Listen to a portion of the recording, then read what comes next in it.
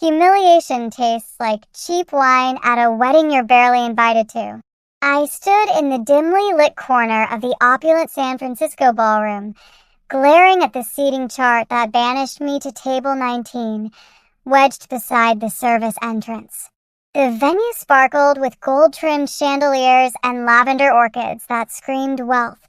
My sister Natalie's wedding to the prestigious Carver family, dripping with tech money and elite connections.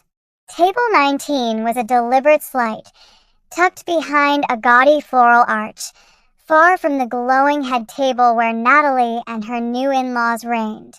"It's just space constraints, Elise." Natalie had shrugged a month ago when I questioned the setup. "Evan's family is massive, and we prioritize couples. You get it." I got it. At 34, single, with a boring government job, I was the family's black sheep, unseemly, unremarkable, unworthy of a better seat. Our mother, Diane, had been blunter at the rehearsal dinner. "Wear something elegant tomorrow, Elise." Evan's parents value refinement. Her eyes lingered on my tailored blazer with barely concealed disdain. "Maybe borrow from Natalie's closet." What they couldn't know, thanks to my non-disclosure agreements, was that my boring job was as a senior operative in the Department of Defense's Strategic Communications Unit. For a decade, I'd orchestrated covert operations, briefed ambassadors, and defused international crises that would make this wedding look like a child's tea party. My security clearance was higher than anyone in this room could dream of. But to my family, I was just Elise, the spinster with no ring and no status. My secure phone vibrated in my purse. I slipped into the venue's sleek restroom, ignoring my cousin Tara's smug glance from table 3, where she sat with her venture capitalist husband. "Morrow," I answered softly. "Ms. Morrow, Her Excellency's convoy is 10 minutes out," said Colonel Ruiz, my contact at the embassy. "She's asking about her gift delivery." A silk scarf, hand-embroidered, sent with a note apologizing for missing the ceremony, but confirming her attendance at the reception. Received. "Please thank her. Everything's set here."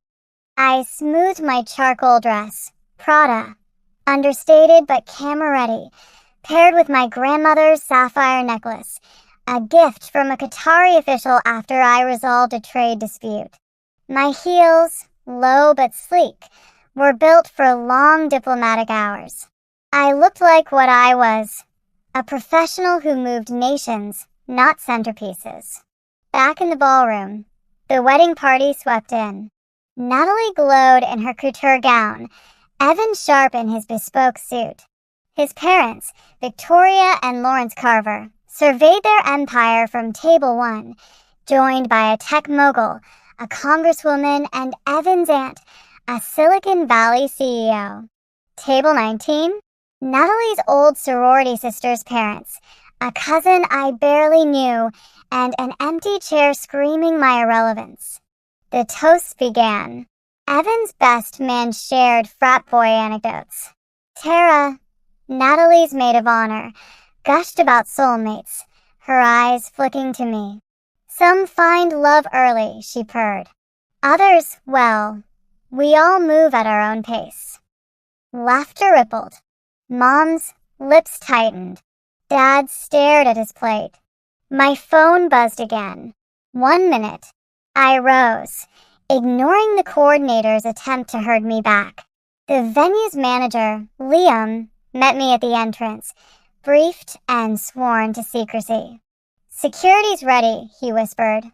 "You didn't mention you were tight with a prime minister." "Need to know," I replied, watching through the glass as black SUVs flanked a Bentley with diplomatic plates. No announcement, per her request. Liam gaped. "You want a prime minister to just walk in?" She insisted. "Trust me." The security team entered first, scanning with precision. Then she appeared, Her Excellency, Prime Minister Zara Khalid of Almira, global advocate for climate policy, and my friend of 7 years. We'd met during her U.S. visit. I'd guided her through a tense NATO summit, and we'd bonded over late-night coffee and shared frustration with bureaucracy. She'd attended my promotion ceremony. I'd advised her on a border dispute. Now, in a sapphire gown and subtle tiara, she glided into the ballroom. Elise, her voice cut through the chatter. Every head turned. She breezed past table 1, where Victoria Carver's fork clattered, past the head table where Natalie froze, and straight to table 19. She hugged me, her perfume familiar from our Dubai retreat. I'm sorry I missed the vows, state business, but I wouldn't skip celebrating with you. Mom, at table 2, stood, her face a kaleidoscope of shock and shame. Your Excellency, I said, playing our rehearsed script. This is too much. Nonsense, Zara replied loudly. After you saved our clean energy talks last year, this is nothing. Though, she glanced at my table, I'm surprised they stuck you back here. In Almira, our top strategist would sit at the head table. The room went silent. Evan's CEO aunt, recognizing Zara, paled. Liam materialized. Your Excellency, we have a better table. I'll stay with Elise, Zara said, claiming the empty chair. But bring the champagne from table 1. It looks superior to this. A cousin at my table choked on her drink. Natalie approached, Evan in tow, her voice shaky. Elise, you never said you knew. You never asked, I said coolly. You assumed my job was nothing because I'm not married. Victoria Carver rushed over, flustered. We weren't informed of such a guest. I'm not a guest, Zara cut in. I'm Elise's friend, here for her. I expected a family affair, not this. She gestured at my table. Evan, a crisis PR expert, flushed. Elise, let's fix the seating. We're fine here, I said, sipping the upgraded champagne. Tara hovered, her earlier smirk gone.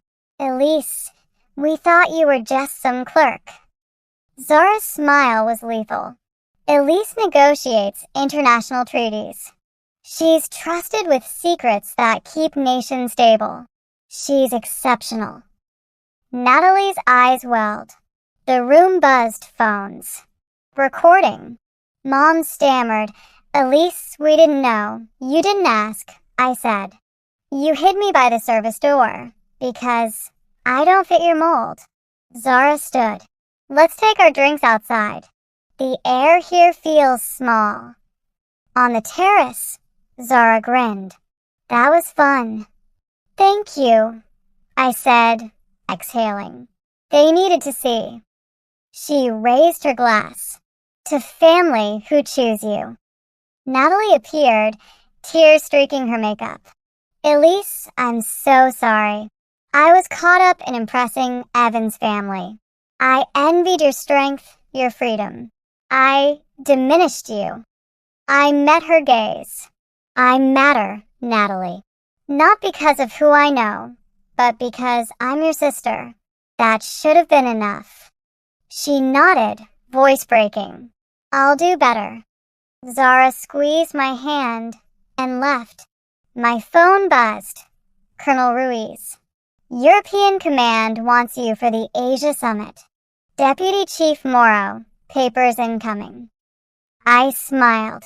They'd seated me by the service door, blind to my worth. But the world had bigger tables, and I'd claimed my place.